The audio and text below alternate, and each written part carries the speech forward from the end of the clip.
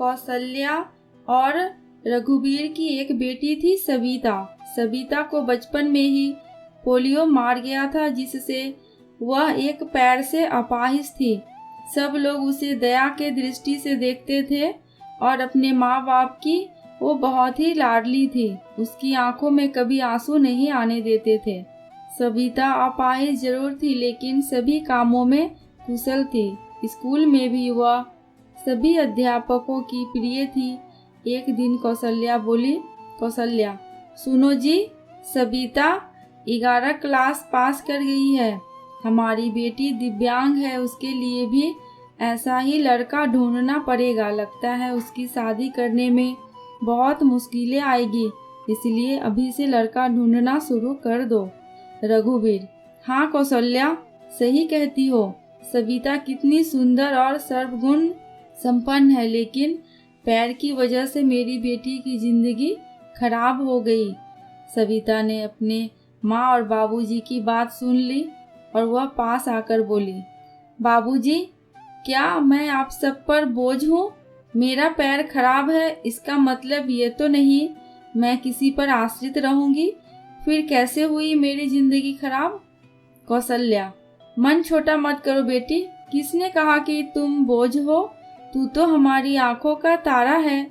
सविता, माँ, मैं पढ़ाई के साथ साथ कुछ करना चाहती हूँ जिससे मैं खुद पर निर्भर रह सकूं। इधर सविता की पढ़ाई पूरी हो गई और उधर रघुवीर सविता के लिए लड़का ढूंढने लगा। सविता के लिए परेश का रिश्ता आया। परेश रसायन फैक्ट्री में काम करता था।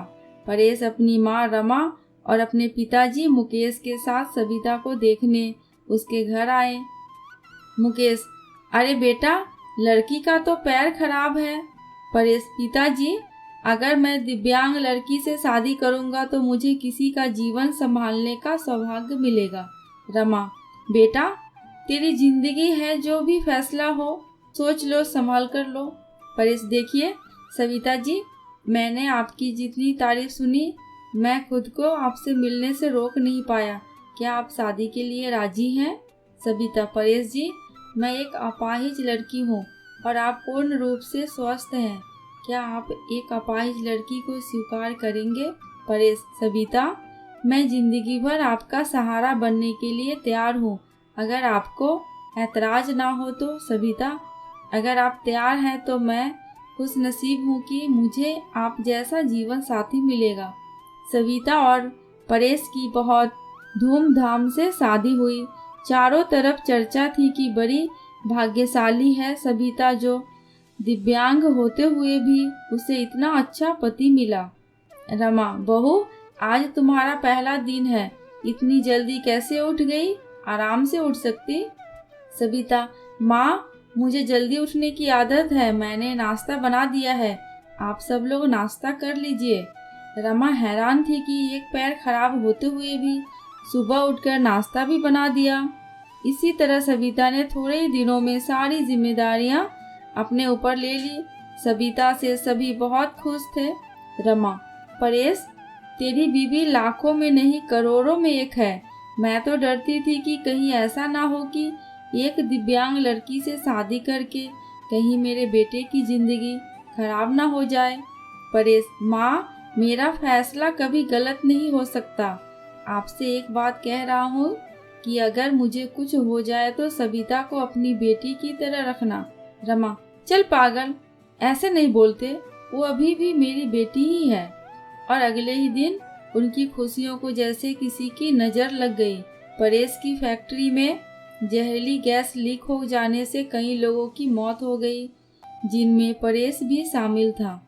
जब ये खबर परेश के घर पहुंची तब घर में हाहाकार मच गया, लेकिन सविता तो जैसे पत्थर सी हो गई। वह खामोश थी, उसकी आंखों में आंसू नहीं थे। वह परेश को यूं ही फटी आंखों से देखती रही। कुछ औरतों ने उसे हिलाते हुए कहा, बहू, रो ले, देख परेश को, वह मर गया है, अगर रोएगी नहीं तो पागल हो जाएगी। तू विधवा हो गई है, विधवा। इस तरह की बातें सोचकर सविता फूट फूट कर रोने लगी। सविता रोते हुए बोली, उठो परेश, आंखें खोलो, मैं अकेले किसके सहारे जीऊंगी? अभी तो मैंने तुम्हारे साथ कुछ ही दिन गुजारे थे, फिर मुझे अकेला छोड़कर क्यों चले गए? परेश का अंतिम संस्कार हो गया और सविता के अरमानों का भी। रमा, अरे क्या हुआ बहू, सफेद साड़ी क्यों पहनी तुमने? सविता, माँ, सबने मुझे कहा कि मेरे जीवन के सब रंग परेश के साथ ही चले गए, अब मुझे सफेद साड़ी ही पहननी है। रमा, नहीं बेटी, तुम हमारे दुख को और मत बढ़ाओ। आज से तुम कभी भी सफेद कपड़े नहीं पहनोगे। हफ्ते महीने यूं ही शोक में गुजर गए। कौशल्या और रघुवीर सविता को लेने के लिए आए। कौशल्या, मेरी बेटी का जीवन तबाह हो गया, पूरी जिंदगी अकेले कैसे कटेगी, इसलिए हम उसे अपने साथ ले जाना चाहते हैं। रमा, देखिए समधन जी, सविता कहीं नहीं जाएगी। आप उसकी शादी करके कर्तव्य मुक्त हो चुके हैं, लेकिन अब हमारे भी कुछ कर्तव्य हैं। हमारी बहू हमारी बेटी बनकर हमारे पास ही रहेगी। ये कहते हुए रमा ने सविता को गले से लगा लिया। मुकेश, हाँ समधी जी, रमा जी सही कह रही है। हम सविता को आगे पढ़ाएंगे और किसी लायक बनाएंगे। आप चिंता मत करना, हम अपनी सविता को पलकों पर बिठाकर रखेंगे। सविता, माँ बाबूजी, परेश इनके इकलौते बेटे थे, अब वो नहीं है तो ऐसे में मैं भी इनको छोड़कर चला जाऊं, ये सही नहीं है। मैं इनके पास रहकर ही इनकी सेवा करूंगी। सविता के माँ बाबूजी चले जाते हैं। अब सविता अकेली रहती है। उसने अपना सारा ध्यान पढ़ाई में लगा दिया। ऐसे में उसकी मुलाकात गौरव से हुई, जो समय समय पर सविता की पढ़ाई में मदद करता। गौरव मुकेश के दोस्त का सबसे अच्छा बेटा था। उसका काम के सिलसिले में परेश के पिता के पास आना जाना लगा रहता। गौरव इंजीनियर था और बड़ा ही शालीन स्वभाव का संस्कारी लड़का था। चारों तरफ औरतें बातें बनाने लगी कि एक औरत बोली, अरे देखो कैसी विधवा है, ये सफेद साड़ी नहीं पहनती, पति का जरा भी दुख नहीं है। तो दूसरी बोली, बन सवर कर कॉलेज जाती है, बेचारे रमा और मुकेश का तो बुढ़ापा ही खराब है। तीसरी औरत ने कहा, पहले इस लड़के का घर में आना जाना ठीक था, लेकिन अब परेश नहीं है तो इसे जवान विधवा बहू के घर नहीं आना चाहिए।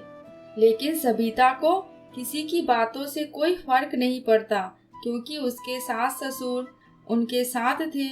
रमा जब इतनी अच्छी बहू के लिए लोगों के ये ताने सुनती तो वह तरफ उठती थी कि रोने लगती थी कि सविता ने अपनी मेहनत से बीएड कर ली और विकलांग कोटे में वह एक शिक्षिका के रूप में नियुक्त हो गई। रमा, सुनो, परेश के पापा, हमारी सविता अब एक टीचर बन गई है। लोग न जाने उसे कैसे कैसे ताने देते हैं। हमें अब उसकी शादी कर देनी चाहिए। मुकेश, सही कह रही हो रमा, विधवा है, अनाथ नहीं, जो लोगों की उल्टी सीधी बातें सुनेगी। हम अपनी बहू की शादी धूमधाम से करेंगे। मुकेश ने जब अपनी बहू की रिश्ते की बात जब कुछ लोगों से की तो तब लोग कहते हैं, अरे मुकेश, तू पागल तो नहीं हो गया है, विधवा बहू की शादी करना चाहता है तू? मुकेश, हाँ, मैं उसकी शादी करना चाहता हूँ। उसकी जिंदगी से विधवा शब्द हमेशा के लिए मिटाना चाहता हूँ। तभी गौरव ने आके कहा, गौरव अंकल, आप सविता के काबिल समझो तो मैं आपके बहू से शादी करने के लिए तैयार हूँ। मुकेश, गौरव तुम? गौरव, हाँ मैं। मुकेश, मुझे यकीन ही नहीं हो रहा है कि मेरी बेटी तुम्हारे जैसे लायक और होनहार बेटा पसंद करेगा। मुझे तुम पर गर्व है। मैं ये शादी के लिए तैयार हूँ बेटा। तभी मुकेश घर आकर सविता को कहता है, सविता बेटी, तुम जानती हो मैंने हमेशा तुम्हें अपनी बेटी से बढ़कर माना है। मैं चाहता हूँ कि तुम्हारी जिंदगी के अधूरे सपने को पूरा करो। मैं तुम्हारी शादी गौरव से करना चाहता हूँ। तुम्हें कोई ऐतराज तो नहीं है? सविता, पिताजी, परेश की जगह शायद ही मैं किसी को दे पाऊँ, लेकिन आपने जो मेरे लिए किया है वो कोई कर नहीं सकता। आपका फैसला मेरे सराखों पर, जैसा आप कहे मुझे मंजूर है। और फिर सविता और गौरव की धूमधाम से शादी हो गई और सब खुशी खुशी रहने लगे। दोस्तों, आपको ये कहानी कैसी लगी प्लीज़ कमेंट करके हमें ज़रूर बताना। अगर थोड़ी सी भी अच्छी लगी हो तो प्लीज़ मेरे चैनल को सब्सक्राइब करके मेरी वीडियो को लाइक एंड शेयर कर देना। अंत तक वीडियो में बने रहने के लिए आपका दिल से बहुत बहुत शुक्रिया।